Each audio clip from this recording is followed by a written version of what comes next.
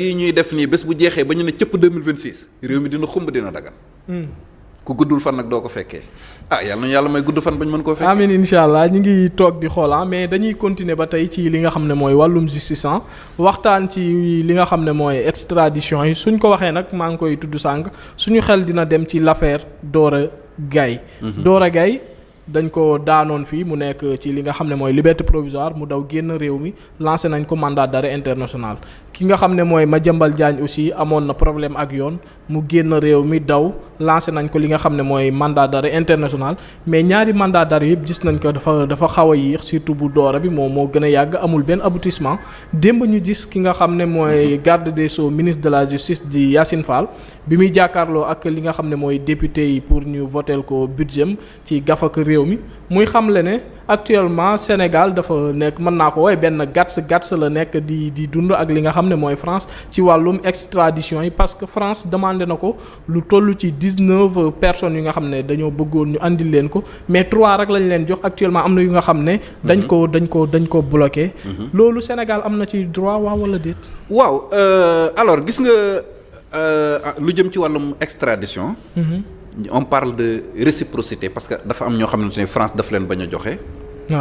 Sénégal bëgg appliquer réciprocité côté boobu Omar.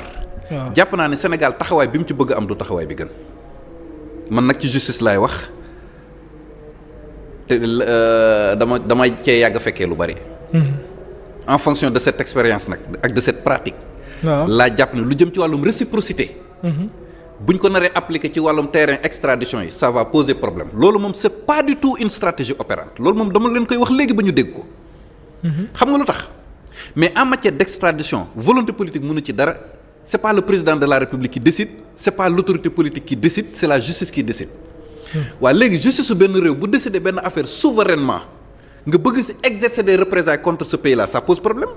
dafa mel ni ñun Sénégal suñu justice xam nga d'autant dañ naan le Sénégal est un état souverain la justice sénégalaise est libre indépendante souveraine et cetera mi ngi mel ni justice dogal àtte benn affaire France bëgg ñu cee mere bëgg exercer ay représailles bëgg ñoo sanctionner parce que justice dafa am nu mu àttee. lu jëm ci wàllum extradition jaadu na jar na ñu fàttali ne dafa am ñaari mbir 2 conditions cumulatives yoo xam ne ñoo war a daje en matière d'extradition c'est pas le président qui décide c'est pas le gouvernement qui décide c'est la justice qui décide.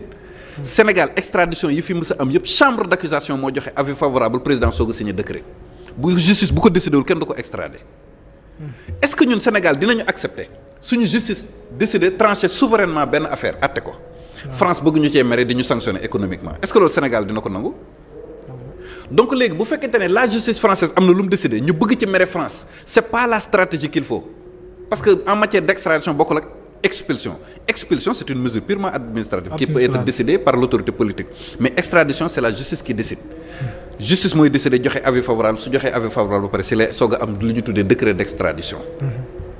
yow donc su ma la déggee Pape yow tu préfères su fekkoon justice dafa wax que day extrader li nga xam ne mooy l'autorité politique bañ su boobaa mën nañoo xeex ak ñoom. waaw ci wàllum décret bi bu dee blocage bi. foofu la peut-être waaw loolu mën na ne. mën na ne mais. loolu bu dee justice moo ko décider moom état amul droit di ko baare. waaw parce que tant que justice joxewul avis en matière d'extradition tant que la justice joxewul avis favorable. président kenn du ko extrader président mënu ci dara lu mu ci am volonté mënu ci dara xanaa expulsion mesure expulsion la mën a jël. donc mi ngi mel ni Sénégal tey jii nii. yàgg nañu France yàgg na demander ay nit ñu extrader ko Sénégal bañ. est-ce que Sénégal mën nañu fare dans l'affaire Lamine Diack Pape Massar Diack France demandé woon na son extradition le Sénégal ne l'a jamais extradé est-ce que France mës nañu ci mere France mësu ci mere mësul exercer ay représailles contre le Sénégal mësuñoo jéem a teg sanction économique parce que dañoo bañoon extrader ay nit. parce que extradition moo tëddee noonu c'est la justice qui décide. boobu ba France di demander l'extradition de Pape Massar Diack loolu boobu Macky Sall yoonam new ci woon mënu ci woon dara justice mooy décider c'est la justice qui tranche. donc justice moom mooy décidé wul woon joxewul woon avis favorable pour son extradition donc il faudrait que ñu comprendre que en matière d'extradition c'est la justice qui décide et non le président maanaam volonté politique rek ça ne suffit pas il faut que justice joxe avis favorable donc nag man je ne peux pas comprendre justice su souveraine benn dëkk décider benn affaire beneen dëkk jug ni dafay exercer ay représailles wala daf ko bëgg sanctionner ci loolu. dama koy xoolee sama justice réew parce que man du ma nangu mukk je trouve inconcevable la justice sénégalaise décider ci benn affaire librement souverainement de manière indépendante am beneen réew bu jug mer ci bëgg ci sanctionner Sénégal donc loolu ça risque de poser problème. moo tax réciprocité bi ñu mën bëgg a appliquer en matière d'extradition ce n'est pas du tout une stratégie opérante loolu moom nañ ci génn ba set. mais est-ce que nekkul benn moyen de pression rek pour voilà gars yi tamit jox ñi nga xam ne dañ leen di tudd ci lu toll ci ay milliards wala boog mu nekk ay dossiers yu nga xam ne ay dossiers yu lourd la parce que milliards yi ñuy tudd tamit jàpp naa ne su dellusee ci gafaka askan bi dina baax trop mënuñ ko jàppee benn moyen de pression mais aussi ci li nga xam ne mooy wàllum diplomatie li nga xam ne mooy état yi tamit amuñ xarit da ay intérêt rek lañ am. waaw xam nga moyen de pression la effectivement loolu lañ ci jublu pour que ñu jox leen ñoo li nga xamante ne ñoom lañ kii mais de toute façon dans l'affaire Madiambal moom les dés ne sont pas encore jetés parce que le 3 février ci la justice française di décider ndax il sera extradé oui ou non. Doro Gueye également actuellement justice française mi ngi koy càmbar pour xool ndax dinañ ko joxe waaw wala déet bon on attend de voir ñu xool rek. Demain fera jour on verra.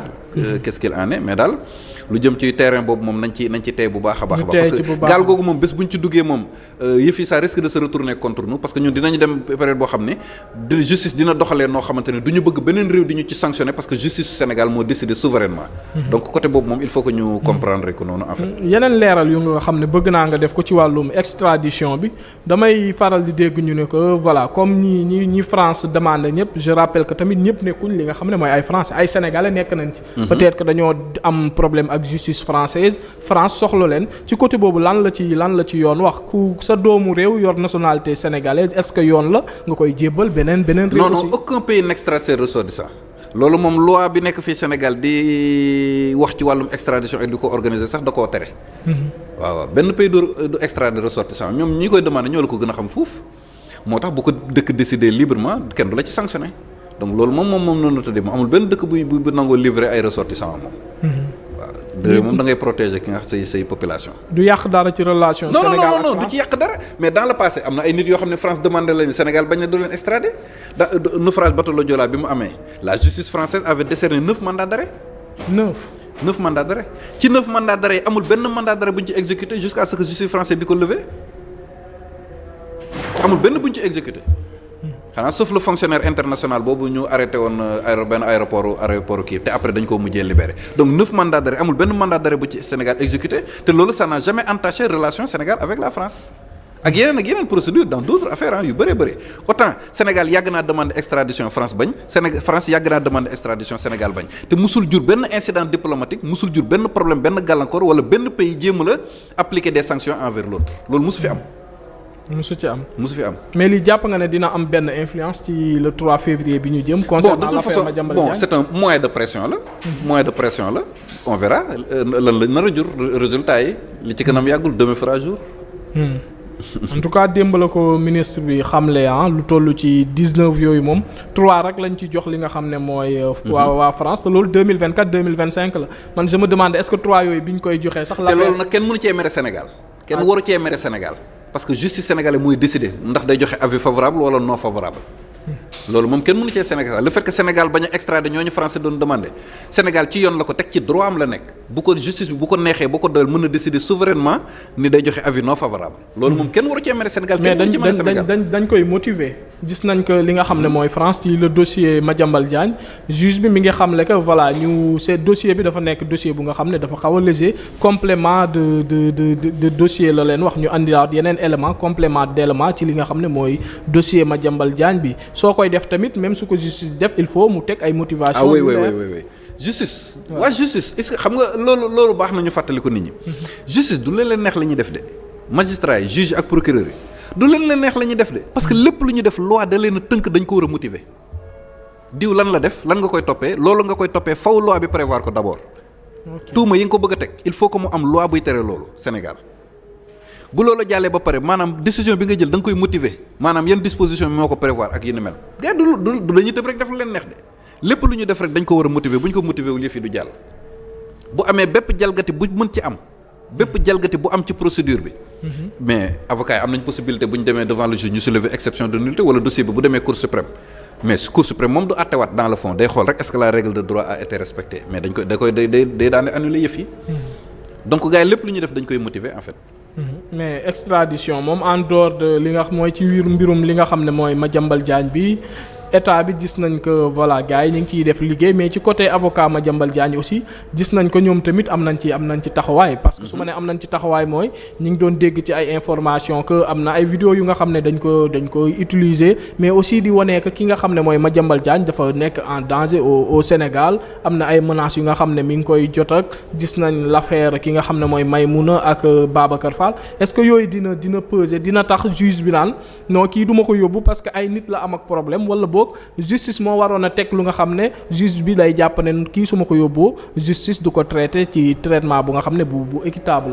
waaw en tout cas ñaari parti yëpp jàpp naa ne kenn ku ci nekk la nga waroon def nañ ko.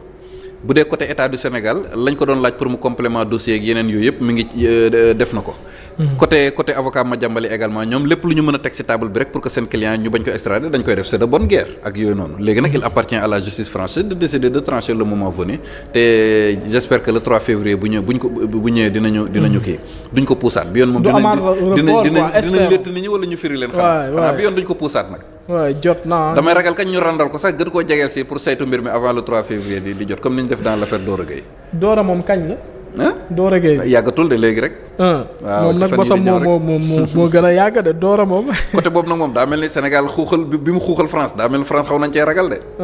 yëfi du Dora bi la. loolu gars yi dañ ko doon ñàkkal fayda di ko traîner waaye dafa mel ni seen moyen de pression bi foofu xaw naa def effet de. waaw yow Pape affaire yi des fois nappante la de. li gars yi wax nappante la. kon gouvernement bi ñoom xam nañ li ñuy def de kon. xam nañ li ñuy def. te voilà ministre bi jamono yi mu ko wax mooy gis nañ aussi ci li nga xam ne mooy question d'actualité au gouvernement premier ministre moo ko njëkk soulever. effectivement waaye bi mu ñëwee gis nañ ko ci ay tànkam la ki nga xam ne mooy Yacine Fall topp ñu waxtaan ci leneen ci wàllum justice la ba léegi mais bi yoon ci giita ñaas gi nga xam ne dox na entre le ministre de la communication di Alioune Sall